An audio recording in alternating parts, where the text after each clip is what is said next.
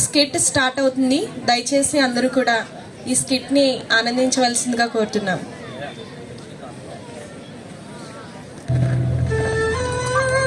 తల్లి వంటి ప్రేమ, తండ్రి వంటి హృదయం, మిత్రుని మనసు, ఇవన్నీ కలిసి ఉన్న ఒకే ఒక వ్యక్తి కేవలం రఘుపతి వెంకటరత్నం నాయుడు గారు.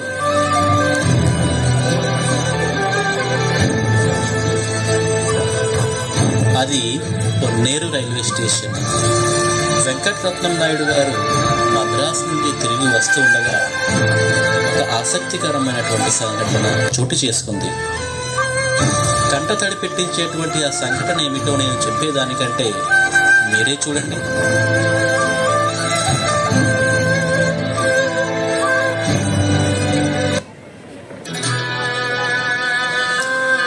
ఏం పిల్లలు ఒంటరిగా ఉన్నారేమిటి? మీ తల్లిదండ్రులు లేరి? మాకు ఎవరూ లేరయ్యా, మేము అనాథలం. ఇక నుండి ఎప్పుడూ అలా అనకండి. ఇక నుండి నేనే మీ అమ్మను మరియు నాన్నను. ఈమె నా కూతురు. తినతో పాటు మీరు కూడా బాగా చదువుకొని మంచి ఉన్నత స్థాయికి ఎదగాలి. అనాథల పోషణ సమాజ కర్తవ్యం కనుక వీరి అలనా పాలన నా బాధ్యత. కానీ ఇలాంటి వారు చాలా మంది ఉన్నారు కదా, వారి కోసం ఏదైనా చేస్తే బాగుంటుంది అని పిఠాపురం రాజు వారి ముందు ఈ విషయాన్ని ప్రతిపాదించాను. వెంటనే ఆయన, అనాథులు అంటే నాకు ఎంతో ప్రేమ, వారి కోసం ఒక అనాథ శరణాలయం నిర్మిద్దాం అని కూడా మాట ఇచ్చారు. అది నా జీవితంలో ఒక మధురానుభూతి.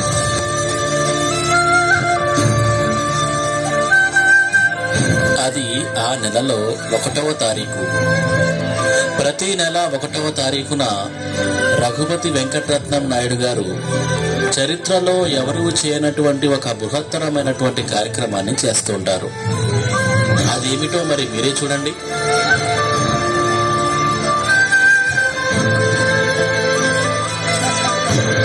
రఘుపతి వెంకటరత్నం నాయుడు గారు తనకు జీతముగా వచ్చేటువంటి 2250 రూపాయల నుండి కేవలం 125 రూపాయలు తన వద్ద ఉంచుకునేవారు. మిగిలిన 2125 రూపాయలు అవసరార్థులకు, అనాథలకు, వితంతువులకు, ఇంకా పేదవారికి, ఇంకా ఎవరైతే ఆకలితో అలమటిస్తున్నారో వారికి, పేద విద్యార్థుల ఫీజుల కొరకు, ఇంకా అనేక సాంఘిక సేవల కొరకు మనీ ఆర్డర్లు చేసి స్వయంగా పంపేవారు. ఇదే ఆయన చేసేటువంటి ఆ బృహత్తరమైనటువంటి కార్యక్రమం.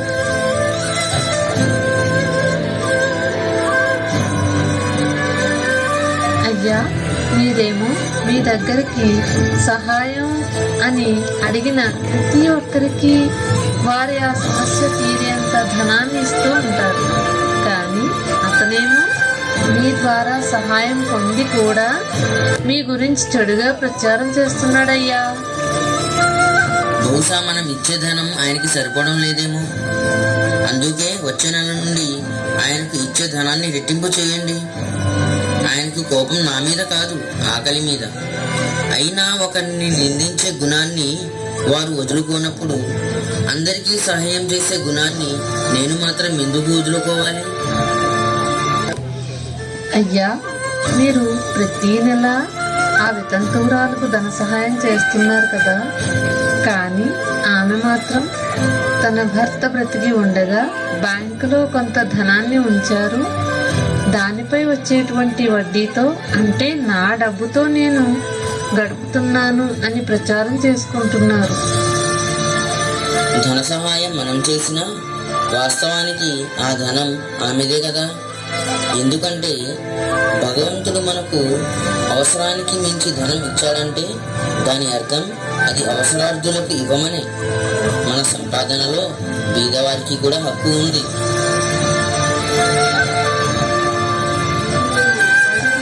మేము ఒంటరిగా అనాథలుగా ఉన్నప్పుడు మమ్మల్ని మీ అప్పులో చేర్చుకొని కన్న కూతురి కంటే ఎంతో ప్రేమగా చూసుకున్నారు. మీరు లేకపోతే మేము ఏమైపోయేవారము? కాదమ్మా, మీరే లేకపోతే నేనేమైపోయేవాణ్ణు. పొన్నేరే నా పుణ్యభూమి. మమ్మల్ని ఆశీర్వదించండి అయ్యా. నిండు నూరేళ్ళు చల్లగా ఉండండి. ఉన్నంతలో దానం చేయండి, ఉన్నంత వరకు ధ్యానం చేయండి. మనిషి ఎదుర్కొంటున్న సకల మానసిక శారీరక ఆరోగ్య సమస్యలకు ఏకైక పరిష్కారం భగవంతునితో భక్తుడు కలిగి ఉండే ప్రత్యక్ష ఆధ్యాత్మిక సంబంధమే. దానికి మన సనాతన ధర్మం ప్రతిపాదించే అత్యున్నత దివ్య ఔషధం ఈశ్వరైద్వైత నిరాకార ఉపాసనే. దానిని పాటించి మన ఋషీశ్వరులు సంపూర్ణ ఆయురారోగ్యాలతో జీవించారన్నది మనందరికీ ఎరుకే. ధన్యజీవి అయిన రఘుపతి వెంకటరత్నం నాయుడు గారు మన ప్రాచీన సనాతన ధర్మ నిరాకార ఉపాసనా విధానాన్ని పునరుద్ధరించడానికి నిరంతరాయంగా నిర్విరామంగా కృషి చేశారు. మనం కూడా ఈశ్వరద్వైత నిరాకార ఉపాసనా విధానాన్ని అవలంబిద్దాం. తథాస్తు. జై హింద్.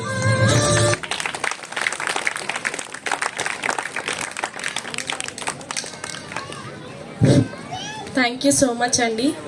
ఒక్కసారిగా అందరికీ గూస్ బంప్స్ వచ్చాయా లేదా అండి? ఉన్న దాంట్లో సహాయం చేస్తే మానవుడు అవుతాడు, ఉన్నదంతా సహాయం చేస్తే మహర్షి అవుతారు. అందుకే రఘుపతి వెంకటరత్న నాయుడు గారు బ్రహ్మర్షి రఘుపతి వెంకటరత్న నాయుడు గారు అయ్యారు. కాబట్టి ఇలాంటి గొప్ప వ్యక్తుల జీవితం మనందరికీ ఎంతో ఆదర్శం. ఈ ఆదర్శ మార్గంలో మనందరం కూడా నడుస్తారని నేను కోరుకుంటున్నాను.